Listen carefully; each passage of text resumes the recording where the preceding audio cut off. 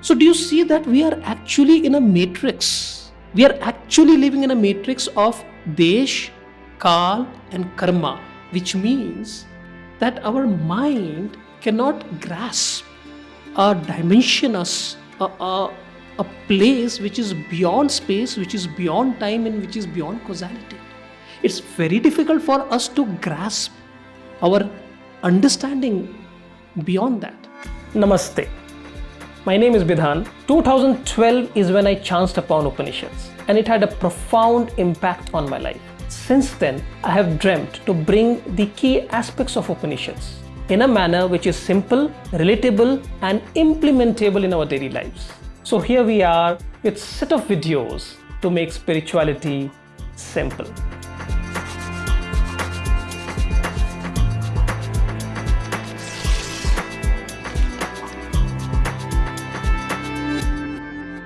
Welcome, Preeti. Hi, Bidhan. So, what's in your mind?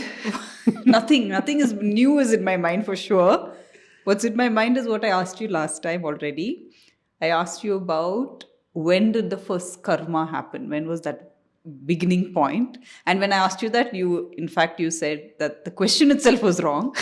And when you said that, like that has been running in my head. So yeah, this is what's on my mind. Oh, you felt invalidated? Okay. It's an interesting question because a lot of people have asked, when did the first karma happen? If you are interested in concepts like this, want to delve deeper into Upanishad, go ahead and put your name and number. There's a link in the description below where you can key in all your details. All right, back to Preeti, that when did the first karma happen? The current moment is a product of our previous karmas, Yeah, right?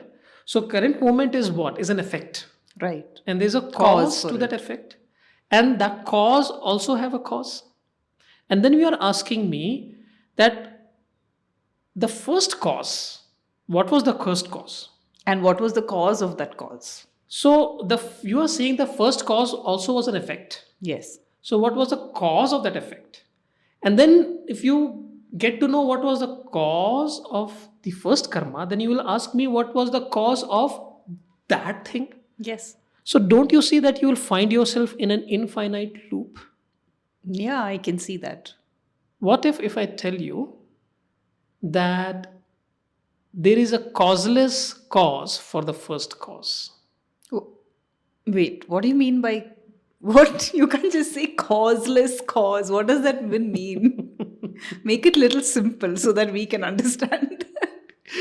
Okay. I'm just trying to say that we basically think in a specific dimension, and we believe that dimension spreads all over. For all you know, everything does not belong to one specific dimension that we are thinking from. You didn't I get didn't anything. even understand what you meant by causeless cause. And now you are talking things that are completely going over my head, Bidan. Okay, we have to make it simple. I see that. To make it simple, we are going to do a Thought experiment. You got it, right? In fact, this works. This really works. I mean, it really helps also. I think that's sort of what simplifies it to our level. Okay. So that I can understand it. The thought experiment has always been what has helped, for sure. Yeah, because we can relate to it. Yeah. Let's do this. Imagine you are having a very clear dream, and in your dream, you are a scientist who is trying to understand how did the universe originate. So get into that role now, all right? Get into that role of a scientist in your dream, and I'm your student there. And I come and ask you in your dream. I'm there in your dream, which should not be effectively called as a nightmare, but assuming I'm in your dream, and I ask you, how did this universe originate? What will you tell me? Considering I'm a scientist, I'll say Big Bang. Okay, it started from Big Bang. What existed before Big Bang? Before Big Bang, there was a point of singularity which encompassed like all the infinite energy and mass.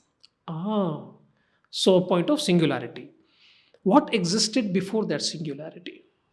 I will ask you there in the dream. I'd probably say another universe which sort of collapsed into this point of singularity. Great. So what existed before that Oh universe? my god, it's an infinite loop. Yeah. It's an infinite loop. Yeah. So when did the first loop start? Wha-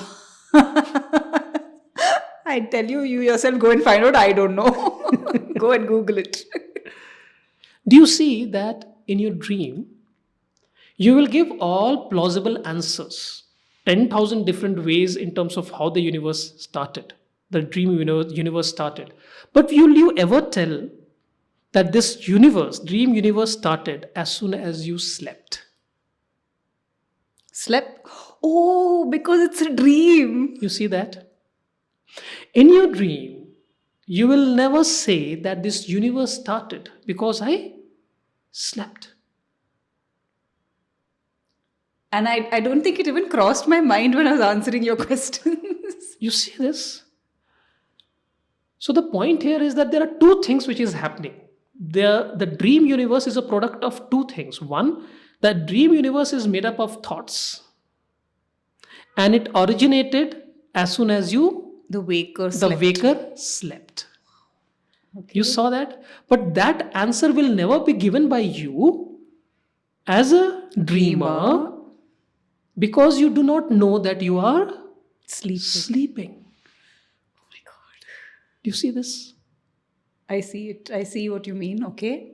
So I was talking about two dimensions. One dimension is of a waker, another is of Dreamer. dreamer.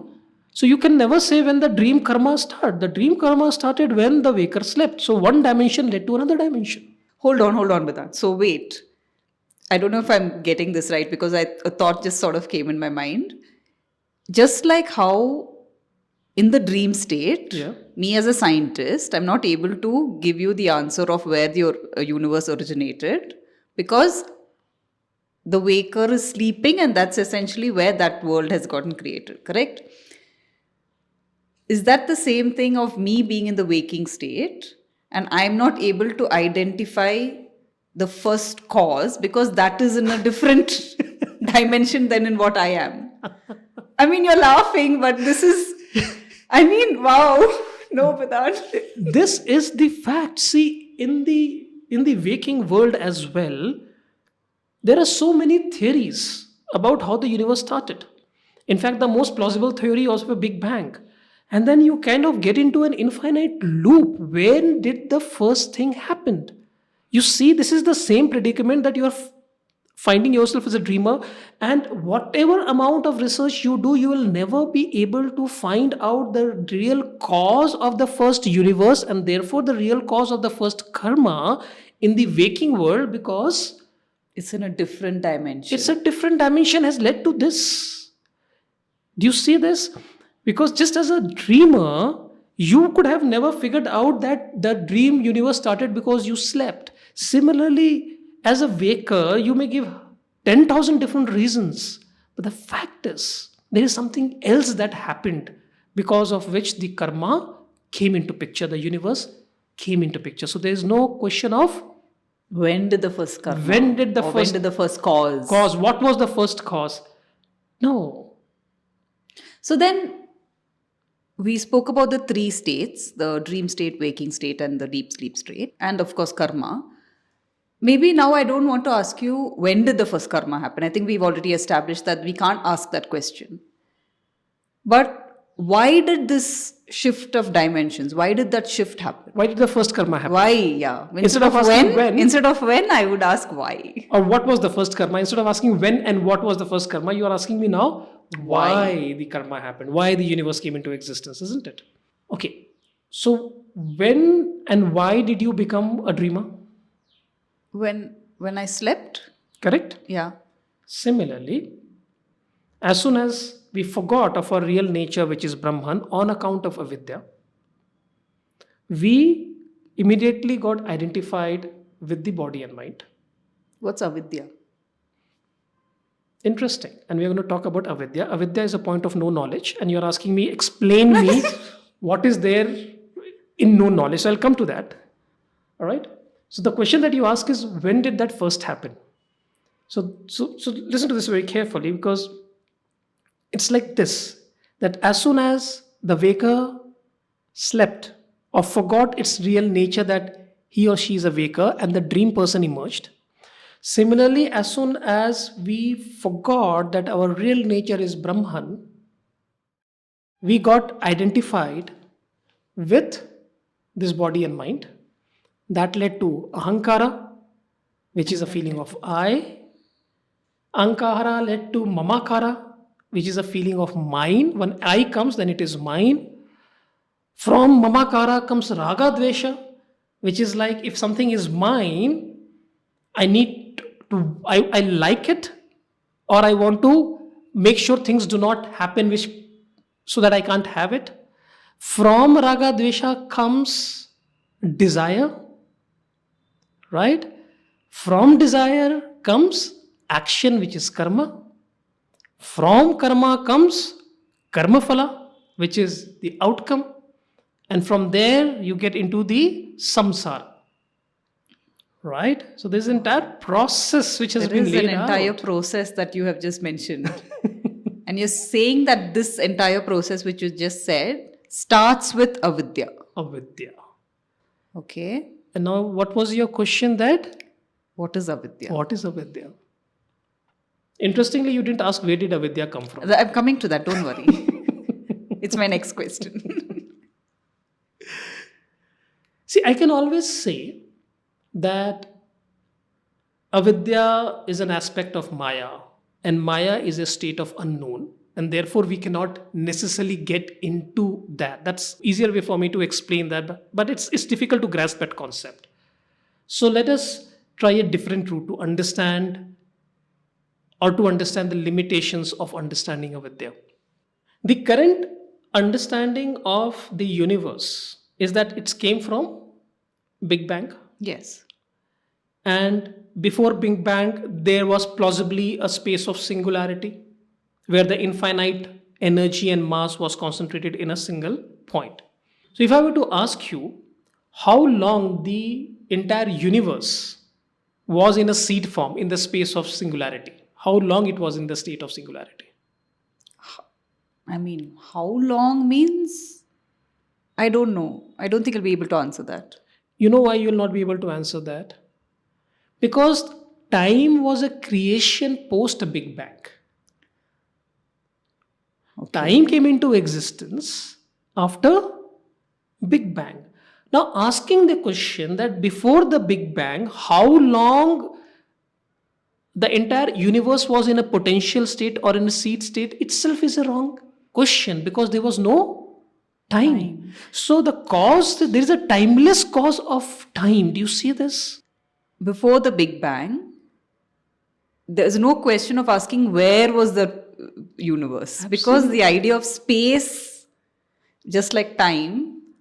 Okay, I understand what you're trying to say. Do you see that if the question that where did Big Bang happen, where did that singularity exist, that question is wrong, because the space was created after that.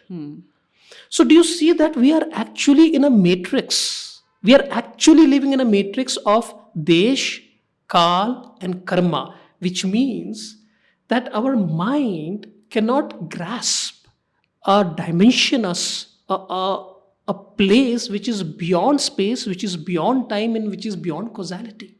It's very difficult for us to grasp our understanding beyond that. And that space is called avidya. Okay. From avidya came everything. Your mind, your intellect is a product of avidya. It cannot understand avidya. It cannot grasp avidya. It is not capable of understanding avidya. Because they are in two different dimensions, you're trying to say. You can say that. But more important to understand is that it is a product of avidya. It's like this, that tomorrow your son gets very angry with you, saying that why wasn't I called for your wedding? It's like, because your son was a product of the wedding. Do you see that he could have not been there in the wedding?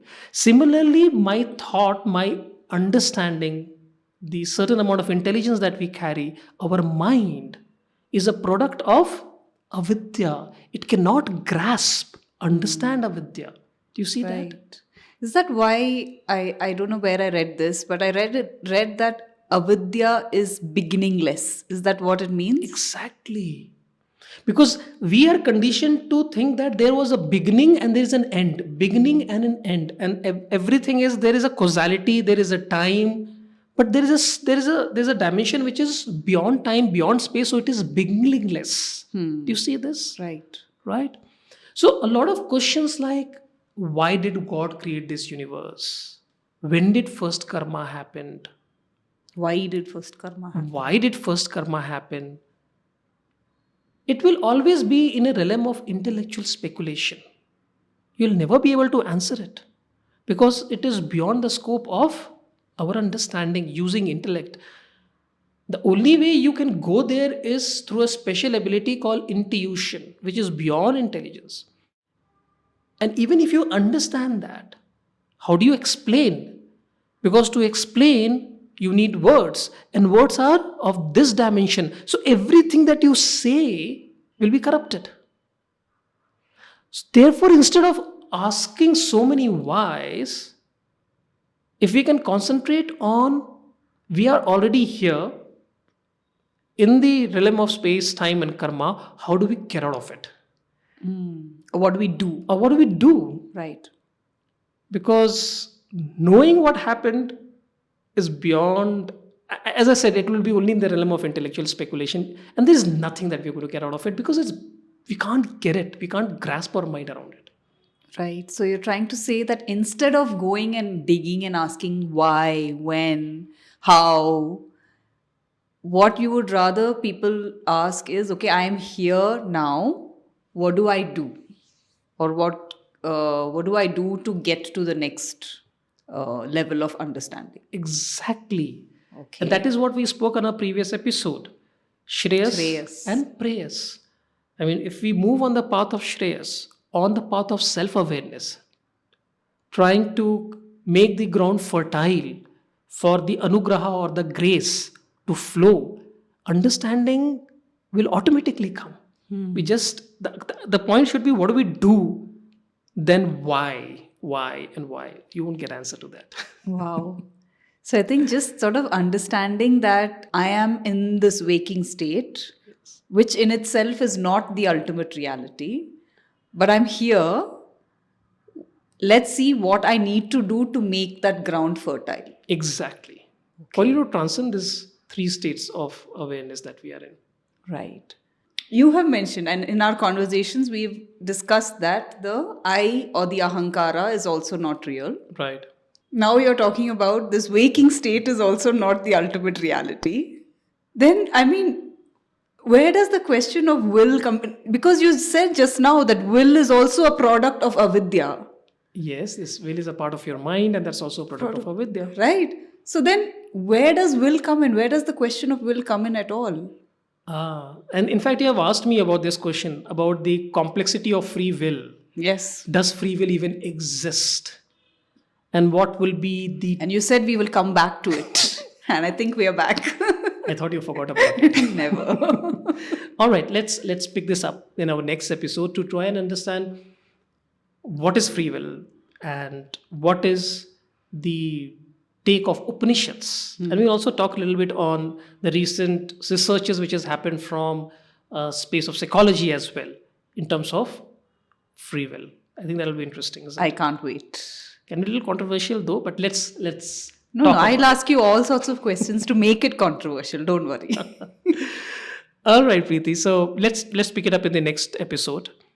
And if you like this kind of conversation, want to be a part of our programs where we delve very, very deep into Upanishads in a very simple, structured manner, go ahead, put your details, which is given in the description below. And yes, if you like the video, please go ahead and click the like button, share it with your friends, subscribe our channel, and do leave your comments. It's really nice reading most of them. Thank you so much and see you very soon. Namaste.